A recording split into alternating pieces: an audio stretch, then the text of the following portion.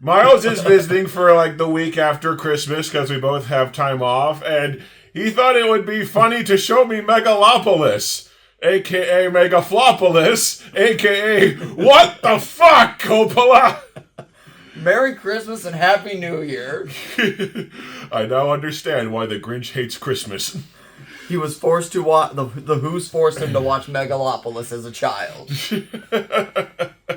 Time really is a flat circle. So, if you didn't know, Megalopolis was a movie that came out earlier this year, courtesy of Francis Ford Coppola, who's pretty much widely regarded as like one of the greatest directors of all time. And a quick crash course, mostly you would know him for either the Godfather trilogy or his movie Apocalypse Now, starring Martin Sheen and, what was Jarrell, sorry, mind blank. Marlon Brando. Sorry, wow, I can't believe I couldn't remember Marlon Brando's name. I'm surprised I remembered it. I've been crap with names lately. And apparently Megalopolis was an immense... So, much like how his movie Apocalypse Now was an immensely troubled production, apparently by all accounts from every major news organization, Megalopolis was an immensely troubled production. Well, he's been trying to get this movie made for decades, hasn't he? And every major studio has told him no, which Martin Thomas I keep saying Spill.com because I watched them in college, but Double Toasted said, if every studio turned this down, maybe there was a reason. Because, Coppola himself has admitted that he has been wanting to make this movie for decades, and so for the past 40 years he's been writing ideas down in a journal of his that are just literally a collection of ideas of how he envisioned this movie.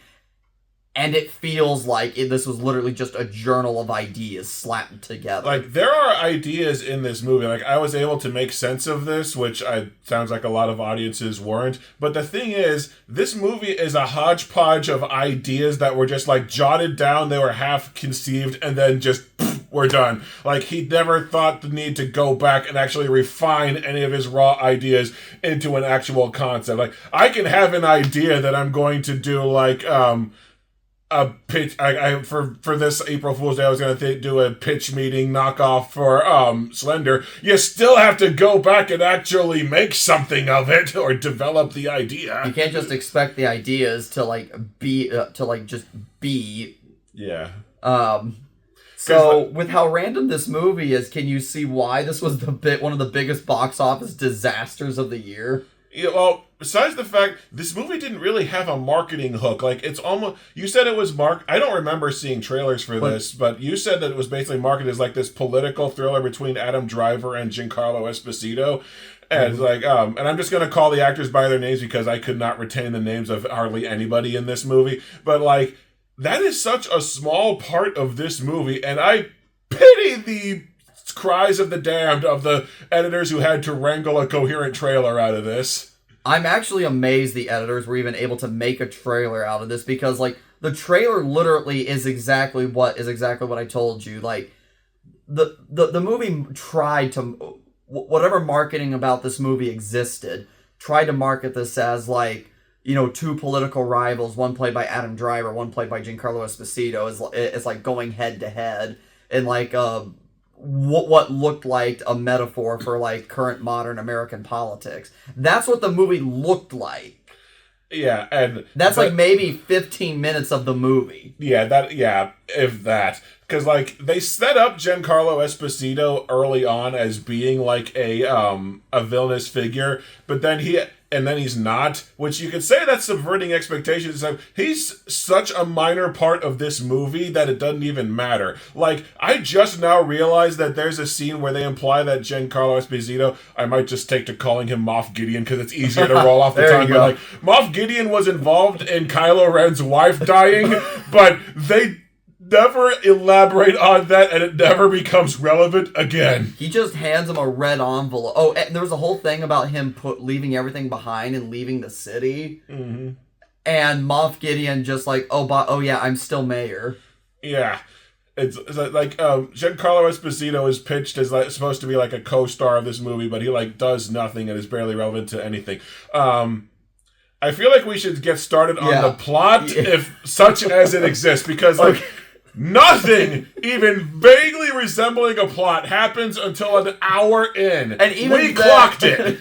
And even then, Because like the movie starts out with this like text on screen, like it's about how empires fall. being narrated by Lawrence Fishburne, who, by the way, is the only person in this entire movie that talks like a normal human being. Well, yeah, but like it starts out like this is a tale of as a fable of how like empires fall, and then has next to nothing to actually say about how empires fall. Like it builds it like Giancarlo Esposito is this guy, the mayor who wants to build a casino because that's going to fix all the city's problems, and we'll get back to that later.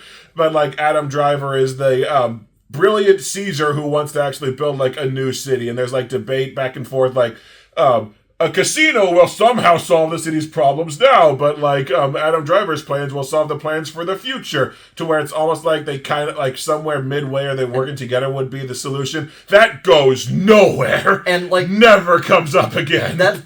and by the way, that debate they have is one of the like do you help people now? Like, do you help people by doing stuff for them now, or do you help people by doing stuff for them that'll mature in the future? That is the first instance where this movie it's one of the first instances where this movie actually has something potentially philosophically interesting to say, but it just does nothing with its idea. It's the I know you'll disagree, but it's kind of a lot of the problem Prometheus has, where it brings up an idea and then just drops it, never to be mentioned again. Like Prometheus was more developed than this, but like that again, we'll get back to that later. So then, after setting up this kind of interesting like philosophical debate between Adam Driver and Giancarlo Esposito, I'm trying to remember, but like the rest of the first hour of this movie is like real quick, I did want to say, out of nowhere in this like potentially interesting philosophical debate setup, Adam Driver just out of nowhere starts quoting the entire to be or not to be monologue from Shakespeare's Hamlet. Yeah, because this movie's supposed to be Rome, and Rome and Hamlet are obviously just the same thing. But like this entire movie is like visual design is like everything is Rome except for when it's not, because like there's still like regular ass buildings, but as some people wear like Roman garb to go partying, only they don't. And then there's like Roman Colosseums that are supposed to be like the Ben-Hur like chariots and stuff, only then there's not, because there's wrestlers wearing modern wrestler garb. And it's like, and the fucking the backgrounds, there are so many scenes of this movie that look like a 90s FMV game, like you popped in Ripper and changed the colors settings. This was something that I think this ties into what like the visual effects supervisor of Gladiator 2 was complaining that who was that directed that again? Oh, Ridley Scott. He was complaining that Ridley Scott was getting lazy because they just added so many visual effects instead of like actually crafting scenes like in person. And I feel like Coppola is behind the curve of using CG backgrounds for a shortcut or something like that. But like the thing that really bugged me about this is people take like okay, so this tangent will make sense. Spider-Man No Way Home might has like maybe a handful of bad looking shots, and people just micro-analyze that movie constantly on those same like 5 shots. The most famous one where like Flash Thompson is standing in what is obviously a green screen background, and people took that one shot and said this whole movie looks like shit.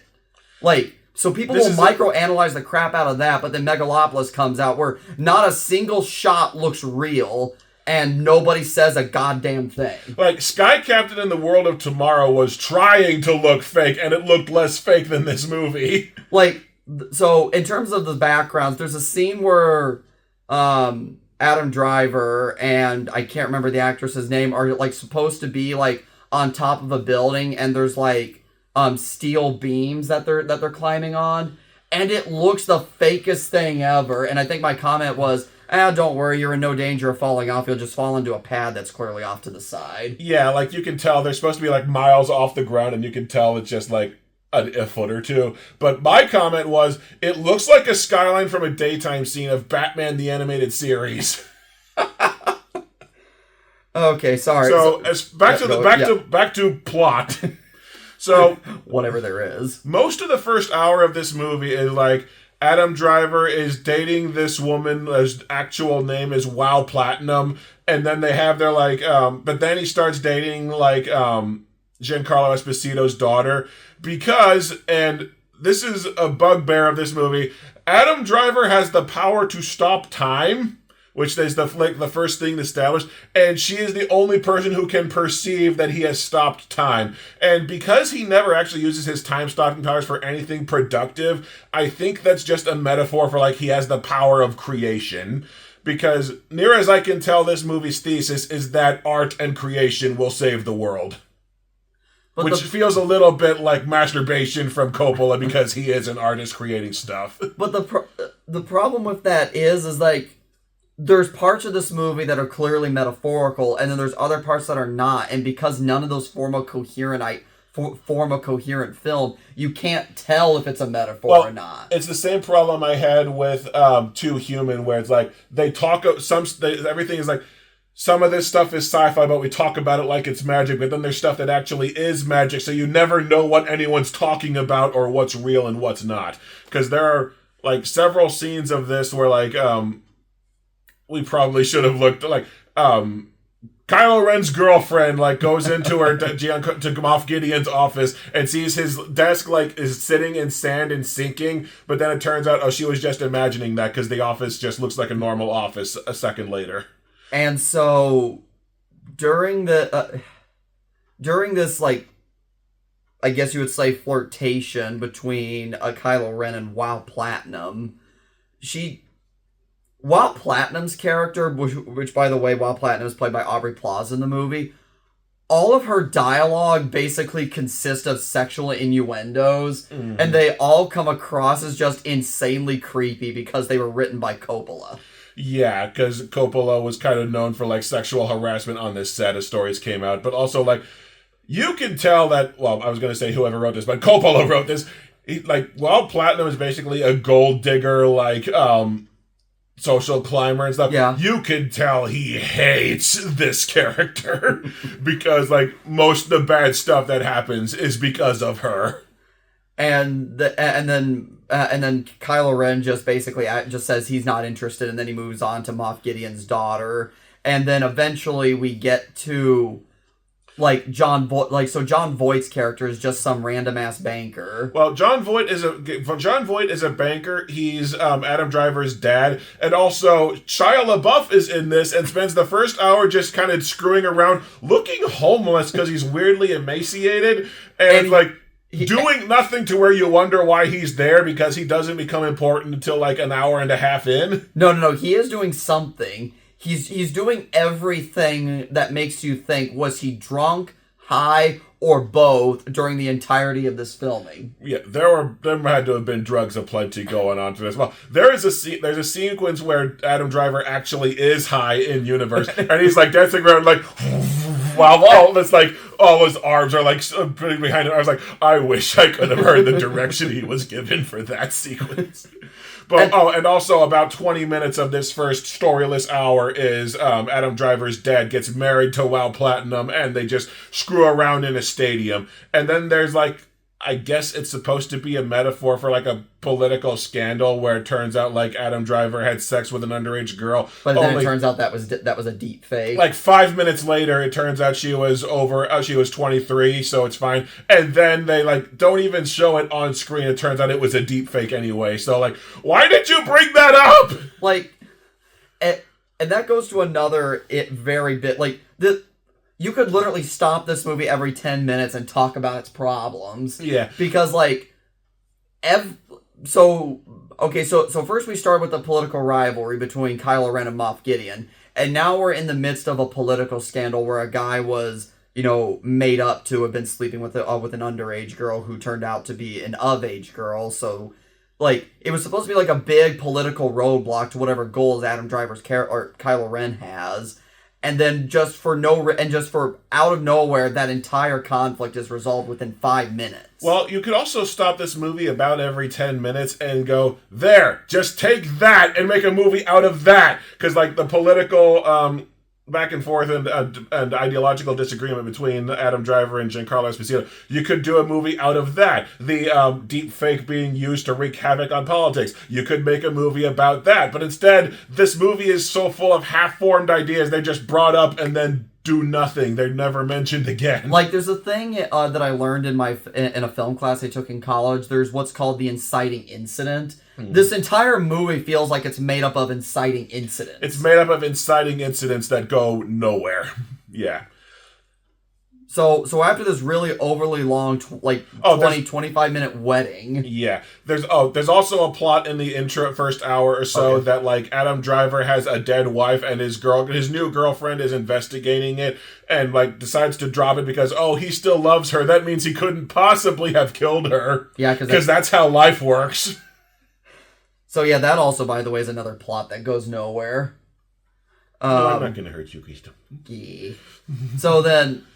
And by the way, Coppola is known for overlong wedding scenes because, like, I remember apparently in the original Godfather, the wedding scene in the Godfather is like 40 minutes to an hour long. So for whatever reason, Coppola is just infatuated with wedding scenes, and because he's so infatuated that he just stretches those scenes out. That's his thing, the same way that Tarantino's thing is feet.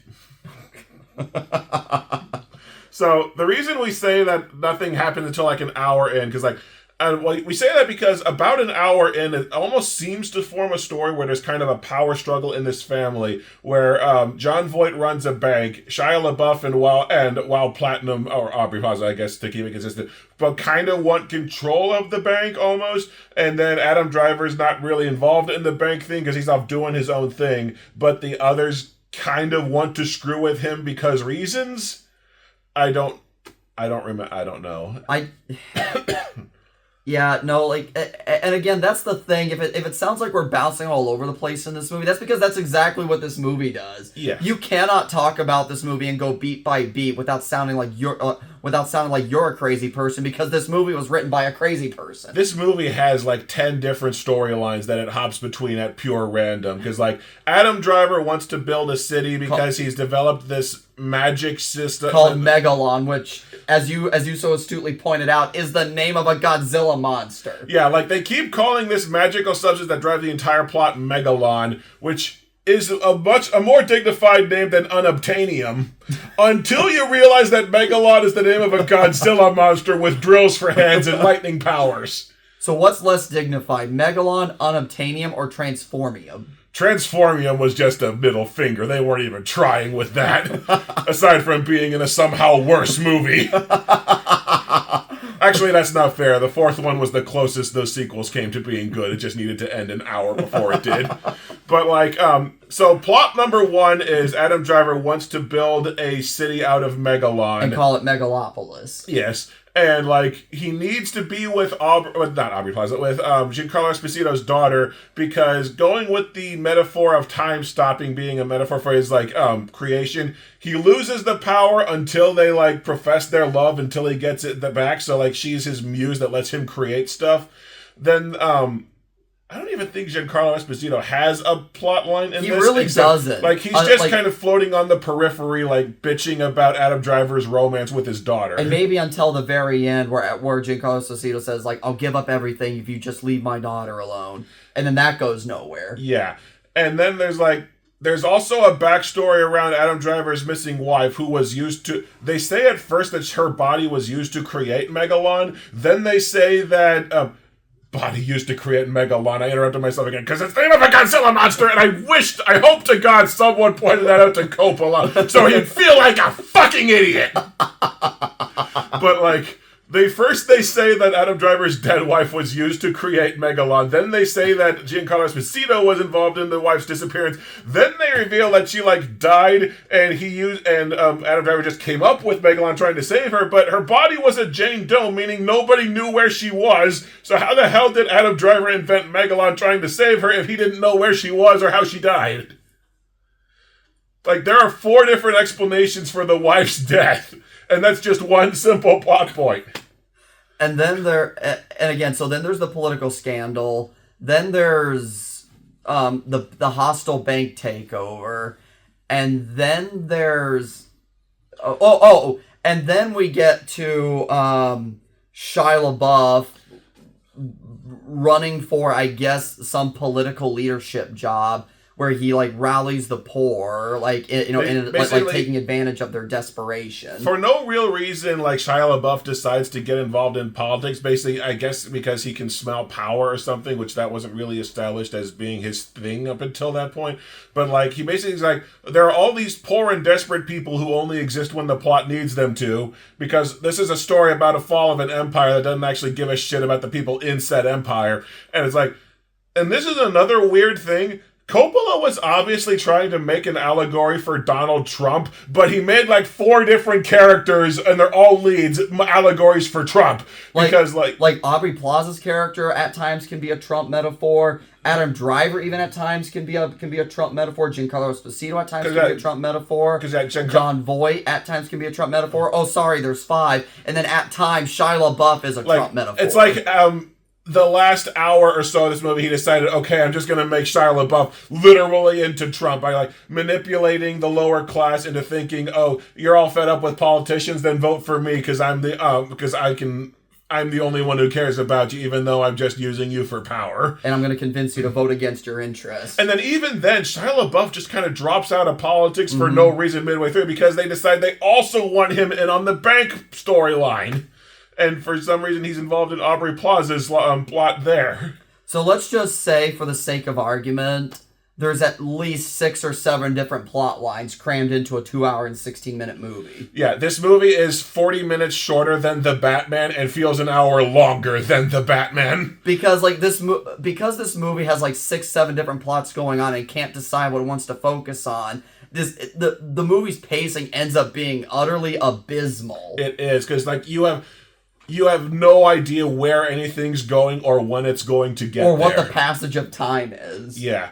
And I was going to jump onto how like every time an actual conflict or storyline kind of starts to form, you pointed this out, that I think Pitch Meeting said, it's resolved within 10 minutes. Yeah. Like, there's the big scandal around Adam Driver boning a minor is resolved twice within like almost immediately. And never factors into anything again. Like, there's conflict over, like, Giancarlo Esposito is mad that Adam Driver's having a baby with his daughter. There's one scene paying that off, kind of, and then, just where he tries to bribe him into leaving, but that goes nowhere. The plot about taking over the bank is basically just resolved when John Voight decides to shoot the 2 people taking over the bank after an arbitrary amount one of of the time most hilarious scenes ever. Yeah, because Shia LaBeouf gets shot twice in the ass, and John Voight like disguises having a bow and arrow under it by saying it's a 10-foot boner because Aubrey Plaza's in the room. And by the way, John Voight literally says to Aubrey Plaza in that scene, "What do you think of my boner?" Yeah, I love how if you wanted to play to show the camera, Shia LaBeouf's face does not flinch. Like this is just normal everyday activity for his uncle. But then and the mother of all assholes here, like, Adam Driver's the character's name is Caesar, and of course the one thing everyone knows about Caesar is he was assassinated, so he gets shot in the eye by a kid because it's like the one time Caesar goes down to interact with the masses, takes a bullet to the eye, and then turns out Megalon, which is this magic substance that can do anything. Whatever the plot tells it to do. Yeah, Megalon is the most bullshit. Like people complain or joke that vibranium does anything. This Megalon is like, oh, we just inject some of it into his face and then it heals it up. Like it'll look cyborg-like in one scene, but then after that, it's just fine. And also, it's also this universal building material somehow. Yeah, like somehow Megalon can be made into like building materials. Mm-hmm. Oh, and then also Megalon can also be used to make like dresses that like mimic whatever background you're standing in front of. Yeah, he basically used Megalon to make a dress out of the car from Die Another Day, where there's like cameras show you what's on the backside.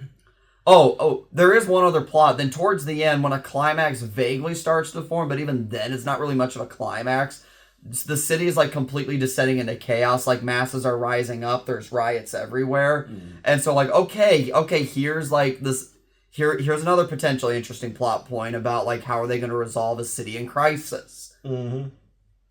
Adam Driver gives a big speech about how, and then that's the end. About how you all just need to suck it up because it'll be awesome for the future. Yeah. Which, if I had to say, if I want to give Coppola a tiny ounce of credit for this movie, I want to say Coppola's big, like, philosophical thesis with this movie is he's arguing for utilitarianism, which basically the main point of utilitarianism is that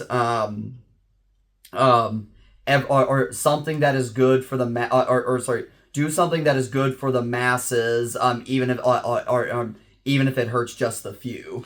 Yeah, well, there's it ends on lines of text of like proposed, basically revised Pledge of Allegiance that basically says the world will be saved when there aren't any countries anymore. Basically, the same thing that Superman said at the end of Superman 4, where he said like we're viewing the mankind as just one world. So basically, just become the Federation from Star Trek. Yes, but that had nothing to do with any of the 10,000 storylines that got us here, because like.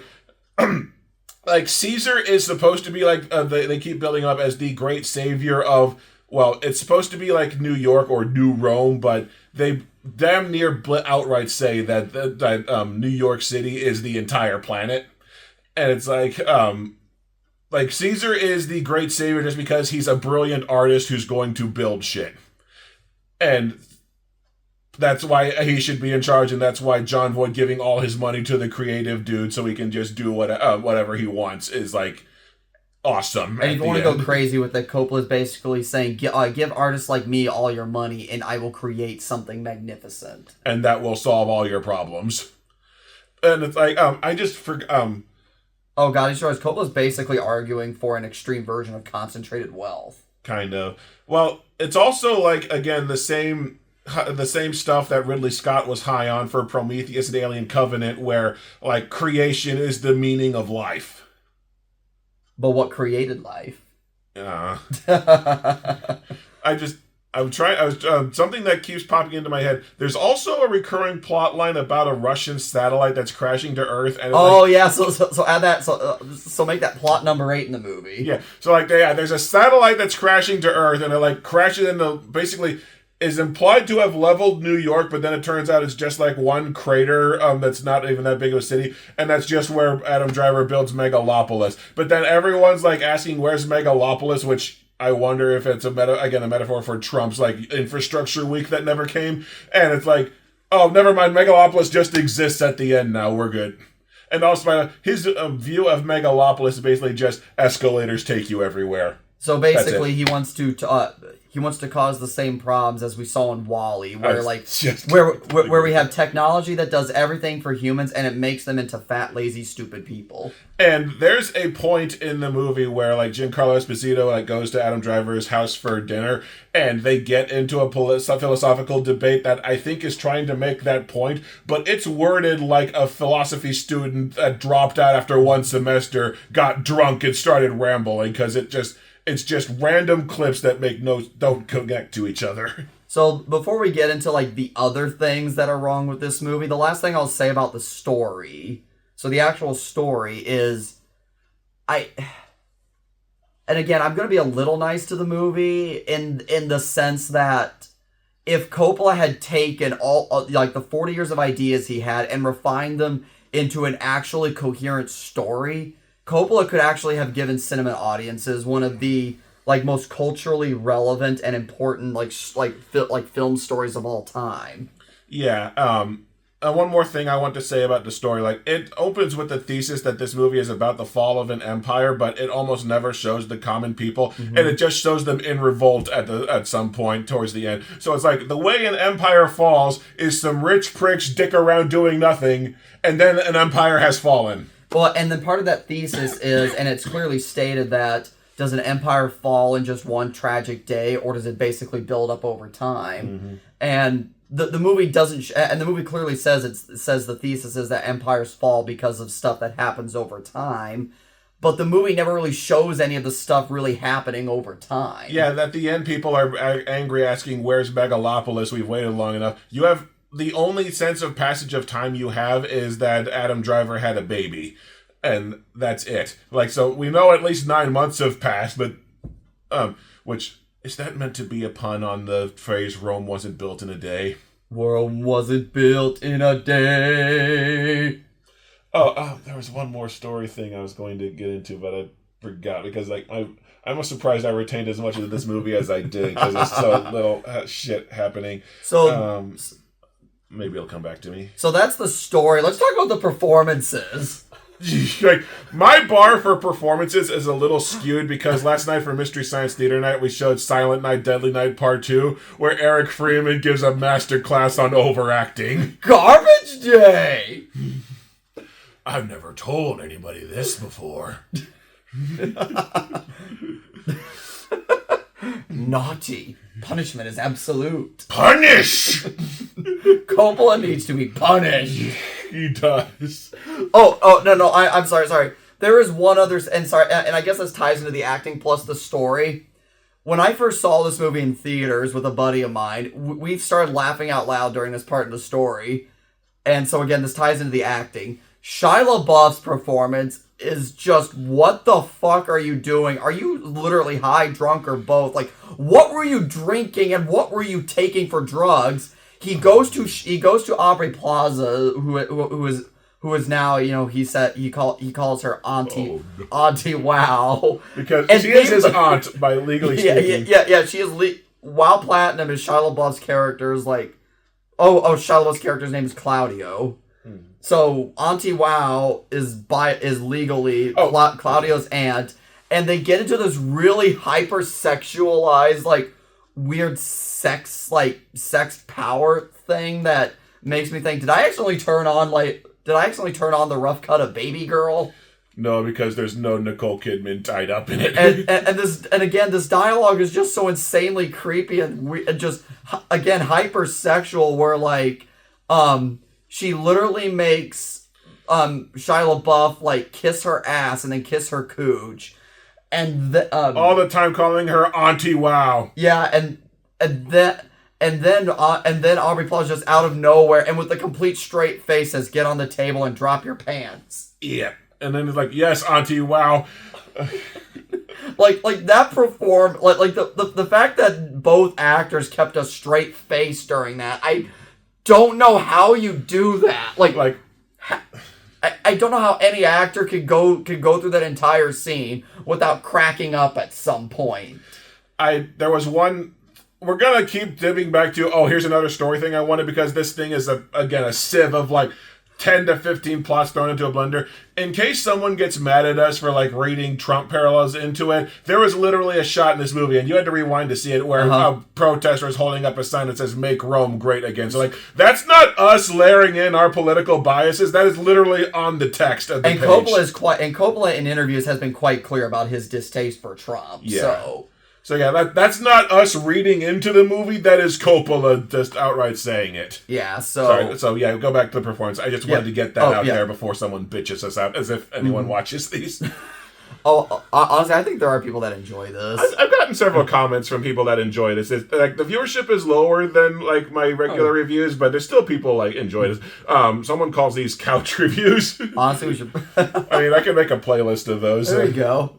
But yeah, so so again, Aubrey Plaza and Shia LaBeouf are, it sounds like they give the most over-the-top performances, but then we get to Adam Driver's character, who literally his first, I'm sorry, I'm gonna have to stand up for this, literally the first moment in the movie is Adam Driver going, "Time, stop!" Yep.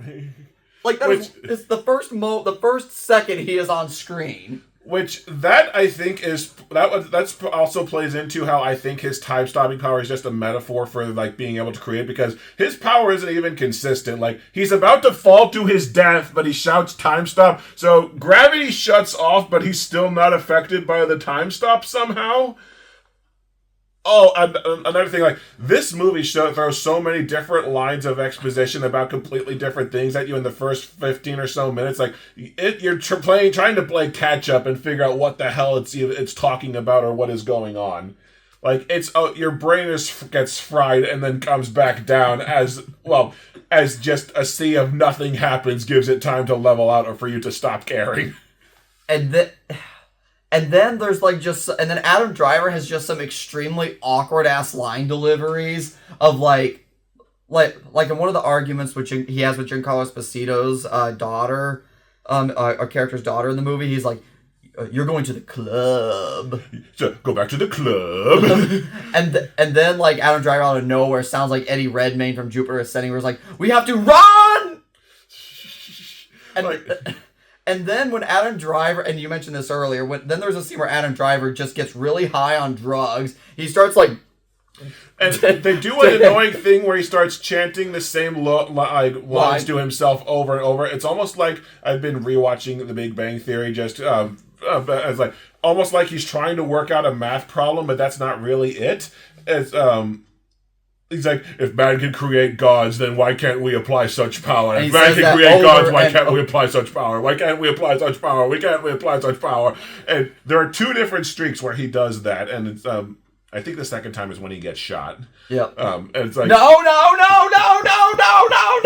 Yeah, where he just starts freaking out at the end because like, that's another thing. Like, his accounts are frozen. Never comes up again. So that's 9 plots we're up to. Like, again, that's a plot point. Like, it doesn't even get resolved. It just drops out. Like, that's another thing. Like, the movie gets into like the plot thread about the bank being taken over. They have a big back and forth scene where most of the leads are in there, and Adam Driver's freaking out that his accounts are frozen. Then it cuts to him getting married. Then it cuts to Christmas, and then it picks back up with the bank plot. The editing is so confusing. I was like, there's a flashback in there. I was like, okay, when did this happen in relation to this? Why did we skip ahead to the exact same plot? Again, this is the kind of movie where you'll be just talking about something else and then have to go back on a tangent back to the story. And then the other part about Adam Driver's performance, I think we both just lost it at, is when like Adam Driver then is just not wearing any clothes but like boxers, and he got the shit beat out of him for being a pedo. Only he's so baked out of his mind he doesn't really know he got the shit beat out of him. And then he's just like walking walking like this down a flight of stairs. He's just like, yeah. Like, you think he's going to stumble drunkenly up to his chauffeur and be like, "Question 1, why does my face hurt? Question 2, have you seen my pants?" Like, so, okay, so, and then Giancarlo Esposito even has a few really odd moments of acting in this movie where, like, there's, like, a scene where, like, he puts his mouth up to Caesar like this, like, you know, right by his ear, and he starts, like, weirdly overacting. And the editing of that is weird, because, like, it goes into, like, a keyhole vision where everything's black except for a circle. And the first time we see it is like when Giancarlo Esposito's daughter sees Adam Driver stopping time, like they have a psychic connection or something. And then back to Adam Driver's performance. Then we have one of the most meme scenes in the movie where Adam Driver's on a big screen and there's clearly someone in the background who's like asking Adam Driver a scripted question, and again, it's one of the most weirdly stilted scenes in the entire movie. Because like Coppola decided he was going to make an audience participation scene, because we all know movies that include audience participation always work out right. You like bubbles? That's not even an acting problem. That's just a weird editing choice where a guy who's like mouthing along to nothing is watching Adam Driver give a speech about Megalopolis after the satellite hits. Because I don't know what the point of that was, but like there's a lot of editing in here where you can say I don't know what the point of that was. One line Aubrey Plaza has that we need to call attention to when she's getting ready to bang Adam Driver, but he wants to talk about his city. She just like, "I don't give a shit about your Megalopolis." I am surprised that hasn't become a meme for describing this movie. And there are several lines like that in this movie that you could meme to like just actors roasting the movie as it's going. Yeah, because like you really have I think it was our buddy MP that might have said this, or I can't remember who said this, but somebody that one of our friends said something along the lines of like, it feels like the actors who are like everybody who was overacting in this movie knew what kind of movie they were in, and they were deliberately taking the piss out of deliberately taking the piss not just out of Coppola but also out of the script, and they were waiting to see if Coppola would yell cut, but Coppola never yelled cut. I forgot about that. Yeah, it feels like the actors are like someone. I don't know, it might have been double toasted, I don't know. But, like, made the point, like, it feels like all the actors are deliberately overacting to see if he ever yells cut, and he never did. Like, funny story about that, like, that infamous Snyder Cut trailer where Jared Leto throws in the line, "We live in a society." He was deliberately trolling Zack Snyder to see if he would pick up on that, and he didn't until everyone pointed it out. And also, there's an urban legend that a comic book artist, basically an artist on Power Girl, kept drawing her boobs bigger and bigger and bigger to see if his editor, as an experiment to see if his editor would ever tell him to stop, and he never did. So that's why Power Girl has big boobs. Yes, that is why Power Girl has cartoonishly huge jugs.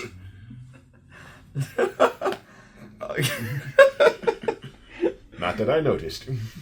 So, like, okay, sorry. So where were we? I don't need. You were talking about Adam Driver's over the top acting. Yeah. So Adam Driver's over the top acting, and even Jon Voight also has a few moments of overacting. Well, yeah, especially when he's like playing up like I don't even know, but when he's in bed and shoots them with an arrow, like it's loony as a cartoon when doing that sequence. And Jon Voight and when he shoots, by the way, when Jon Voight shoots Shia LaBeouf in the ass with arrows, Jon Voight literally has like the biggest shit-eating grin on his face. Yeah. Oh god. So that is god. So basically, like, the story of the film is like it's not that it's incoherent, it's that it's such a random hodgepodge of events that there's not really any progression of anything. Like, nothing is really going on. Nothing happens in this movie. Like, you can tell what the themes are, but none of them are developed past, like, a one-sentence synopsis. The acting is all over the top to where you think the entire cast was pulling a prank. The effects are crap. Like, it is just a gaudy, like, movie. It's either gaudy or every scene is so overexposed with its lighting. Overexposed, Yeah, it's just like really overexposed with its lighting. Or Coppola does the pretentious thing of like one side of the screen is blue, one side of the screen is orange, or sometimes it's blue and red. Like there's a shot of Adam Driver where it's blue and red, and you're like, oh my god, that looks so artistically interesting. I wonder what Coppola's saying. It just comes across like Coppola's just trying to be as pretentious as humanly possible. Well, and the editing, like there are so many wacky random choices with the editing. Oh, like inserting a random shot of the Empire State Building. Mm-hmm. Well, the one I was thinking of is like when the meteor is when the Russian satellite meteor is coming to crash into the city. Like they do shots where it's like shots of people in like exaggerated poses, like what you would see in a stage play, and that is not relevant to anything. Like, is this supposed to be directed like a screen adaptation of a play or something, or not, or just how it will cut to random title cards inscribed in stone that don't really mean anything. That are then narrated to us by Lawrence Fishburne. Yeah. Which also, by the way, one other thing on performances, Lawrence Fishburne for most of the movie, Lawrence Fishburne is narrating the movie. He sometimes has dialogue with other characters, and then other times, like, he talks like he's narrating to himself. Yeah, like, he narrates his own thoughts that aren't really relevant to anything, and then talks for real in one shot. Oh, and then this other thing the movie does where, like, you're not sure if it's, like, being literal or being metaphorical. But Lawrence Fishburne is driving Adam Driver through a dilapidated part of the city. Mm-hmm. And the statues start coming to life and moving into, like, more depressed positions. And it's like everything in this movie is so, like, supposed to be drowning in metaphor. You don't know what that's supposed to be, like, real or in his head. Yeah. So, like, this is a movie where you can tell what Coppola is trying to say. Like, art and creation are the important things that will, like, take us forward. And, like, he comes out and just says, like, nations suck at the ending. But, like, he's so sloppy about saying it that you get confused on, like, the nuances until you realize there aren't any. You know, the thing, I'm gonna have to read this, just so I can remember. Actually, no, you do a better impression. You know that Billy Madison quote? Oh yeah. Can you do that whole Billy Madison quote because it perfectly describes this movie?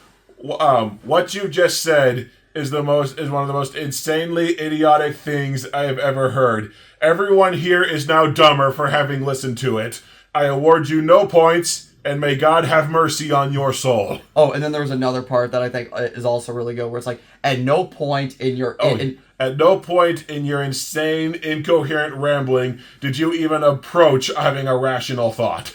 Yeah, so, and honestly, I kind of feel that way. Everyone who watched this is now dumber for having done so. Especially IGN giving this a 9 out of 10. Yeah, IGN gave this a 9 out of 10, I think. I'm like... That had to have just been for Coppola's pedigree. Like, Brandon's Cult Movie Reviews has pointed out a few times that even the best of directors will, like, kind of lose their touch as they get older because, I forget, who directed the Suspiria?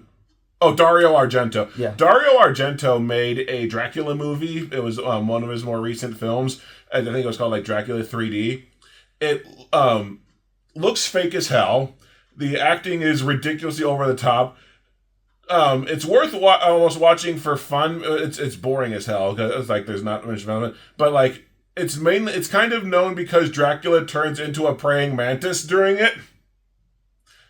Which you'd think would be a so bad it's funny movie, but it's just kind of freaking dull. And, I mean, you could debate whether Ridley Scott kind of, I think Ridley Scott, like, he has as many hits as misses these days, probably. But when he misses bad. Yeah. And Tarantino keeps going on about wanting to retire before that hits him. It's like, Coppola should have stayed retired. Yeah, like, Coppola came out of retirement for this because, again... 40 years of ideas he kept locked up in a journal. And again, you can tell that. Yeah.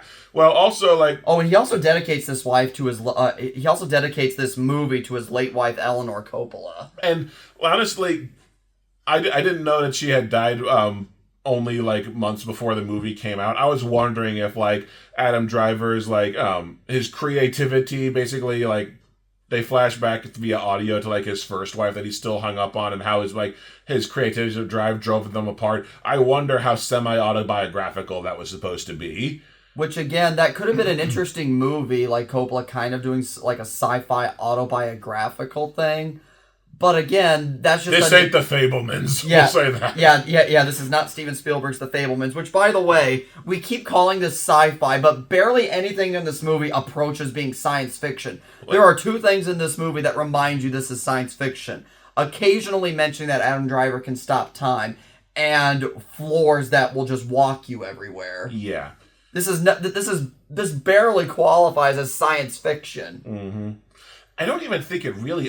This movie doesn't understand utopian fiction either, because like Adam Driver, like he pays lip service to like a world where all your needs are met. Oh, but we don't really see that in action. All we really see of this is escalators everywhere, and the houses are over-designed gold, and that's it. Like it pays lip service to building a utopia, but never actually shows how it fixes anything. And honestly, my other, the one other big problem that I have with this movie is that I took a lot of philosophy classes in college, and there are some philosophy books that like I had a really hard ass time understanding.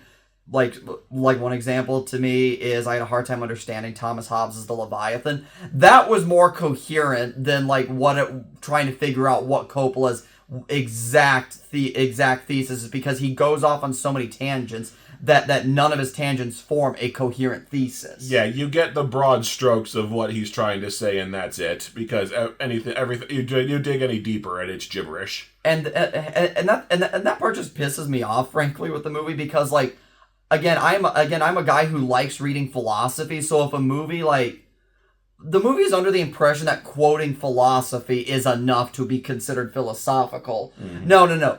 When you quote philosophy, you have to do something with that philosophy. Yeah. And another thing that I thought of, like there are some people who can be brilliant creators, but they need someone to like keep them on track, kind of. Which, like, you showed me Zack Snyder's Army of the Dead earlier this weekend, and granted, better than Rebel Moon, low a bar as that is, but that is still full of ideas and stuff that go nowhere because some creators just need someone to tell them to stop. And Coppola badly needed that at every step of this production. Honestly, as a quick tangent, that kind of reminds me of why I think David Cage's best game is Detroit Become Human. Because, like, it feels like somebody finally got a hold of David Cage and told him no on several things, and managed to wrangle a coherent story out of whatever batshit insane idea he had. Yeah. Because, like, his games like Heavy Rain, and especially Beyond Two Souls, feel like David Cage had no restraints on him. And even if you are the best creator in the world, Coppola included, you do not deserve just unmitigated freedom. Yeah, like... like, maybe the only time you deserve unmitigated freedom is if you are 100% spending your own money. But if you're on the studio's dime, at some point the studio has to have a say. Yeah. And honestly... that if this whole movie's about creation, that granted this would have required Coppola becoming self-aware, but that could have been an interesting story where it's like he wants to build this thing called Megalopolis, but it's like too extravagant and self-indulgent to actually do anything, and he needs other people on it to like guide him and tell him no. That could have been his wife's actual function in the movie because past a certain, she really Giancarlo Esposito's daughter, and I'm sorry we don't know the actress's name. At a certain point, she's only there as just like a plot device. And barely even that, she's just there to spout dialogue. Yeah, like she's there because her presence makes him able to create, but she's never absent to where that plays into anything though. So yeah, this movie just is, again, we are all over the place in this review because like we said earlier, this movie is all over the place. Like this movie just goes in so many different directions, and as a result, it goes nowhere. And when the movie finally cuts, by the way, the movie ends on a shot of a baby. Mm-hmm. Yeah, it ends on this. And there was one funny shot where, like, during the writing, like Giancarlo Esposito's, I don't know if it's seeing his baby for the first time, but going on about how like build a future for her or something like that. They never show you the baby's face because they didn't want to have an American Sniper situation where you can tell that baby's a doll. Or they didn't want a Breaking Dawn I think it was part 1 or part 2 situation where the baby was so ungodly CG'd. Yeah. Or they didn't want a Flash situation. Oh God, yes, the babies are fallen that look demonic because they're all CG'd. It's like, oh sweet merciful God. Which honestly, that was my reaction to like showing this to you. Sweet merciful God, what have I done to one of my friends? I showed you Turkish Spider-Man, we're even. I feel like Turkish Spider-Man was more coherent. Like, Turkish Spider-Man isn't trying to do a whole lot, so it doesn't, like, when nothing happens, it's not, like, as far a fall. It's like if someone jumping off of a bench and falling isn't so, and as much as a guy jumping off of a bridge and missing, it's a longer way down, a lot more, and that metaphor made more sense than any of the metaphors in this movie. I'm just trying to think of like one other like movie we can say that was declared as incoherent, but it still felt more coherent than this movie. I'm just trying to think. Oh no.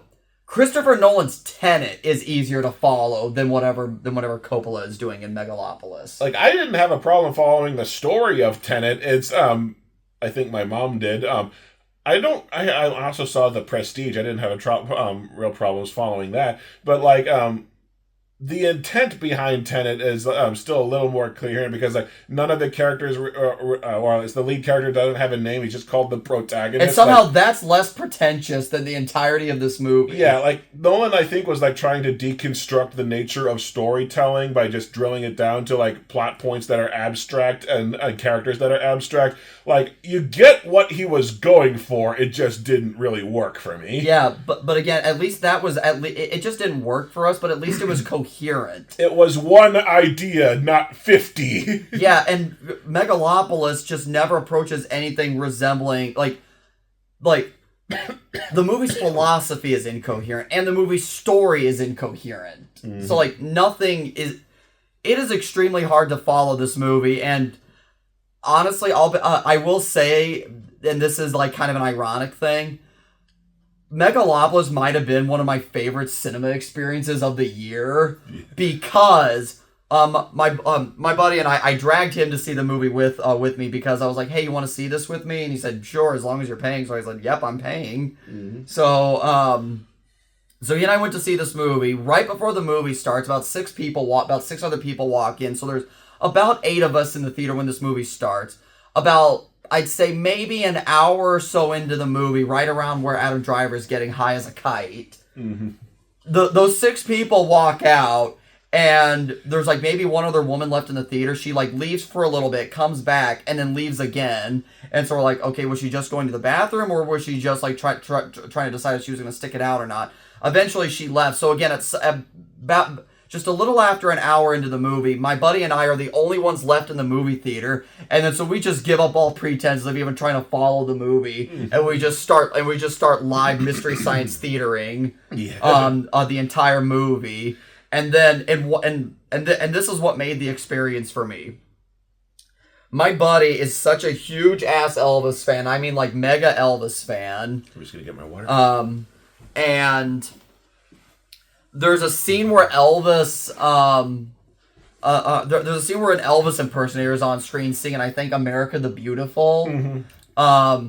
And my buddy just sees that, and because he was so done with this movie and Coppola's pretentiousness, that my buddy literally shouts, "Fuck you, movie!"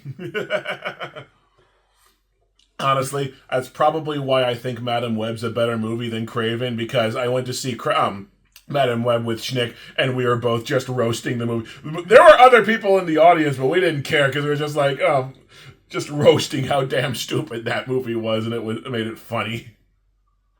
Honestly, like, yeah, so, honestly, since we're kind of briefly on the topic, I can't recall at least 5 movies, but I'm at least gonna say like what four of the worst movies I've seen this year are.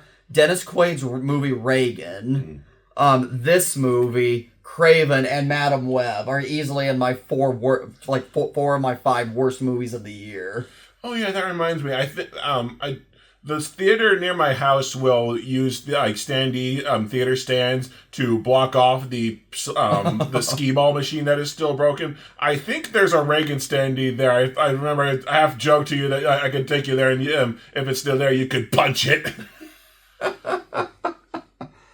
Oh, like I am genuinely curious. Like, let's just say Coppola wrote this movie as a philosophy paper and turned it into a college professor. You would have gotten an F. I know. I would have loved to have seen like because like a lot of college professors will sometimes write comments like on your papers, like telling you like what was good and what was bad. Mm-hmm. I would love to have seen all the red ink all over the paper. The headline at the that the teacher would have put it would be like, pick one thing and stick with it. So, I guess we're unless you have something else, honestly, I think we've kind of said what we've needed to about the movie. I'll probably think of something like I wanted to come back and go, and another thing, like drunkenly, something later on, but like... that's what this movie feels like. It keeps going like, and another thing! Like, I've gotten out all the main points I was holding on to. Again, this movie is... It's hard to, because this movie is so all over the place. I mean... Like you said yourself, you are amazed that you retained as much of this as you did. I am, yeah, because like the first 20 minutes or so, it's just babbles random exposition at you to where I was trying to catch up, and then it just like settles into like nothing happening, and it's like I know that there was something of a plot about an hour in, but I'm already like starting to blank on details. Yeah, like so this it's. Trying to cram in so much that you can't like cling to any one part of it. And at times it almost makes dissecting the movie hard to do, because like I found ourselves at times like really trying to come up with something to say, because like this movie is so ADHD with everything that it's hard to dissect anything when it's not focused on. Like, you and I spent like an hour and 20 minutes talking about Rebel Moon Part 1. That was at least a coherent movie that focused on stuff. It went from point A to point B to point C. Like, the stops were stupid, but they were and they made sense. But yeah, so like, I'm just trying to think of like something intelligent to end on. Like just like just one final closing thought. Maybe Adam Driver survived because his wife made him love her so much that he could not die. Well, that was fun. Who's for barbecue? That works too.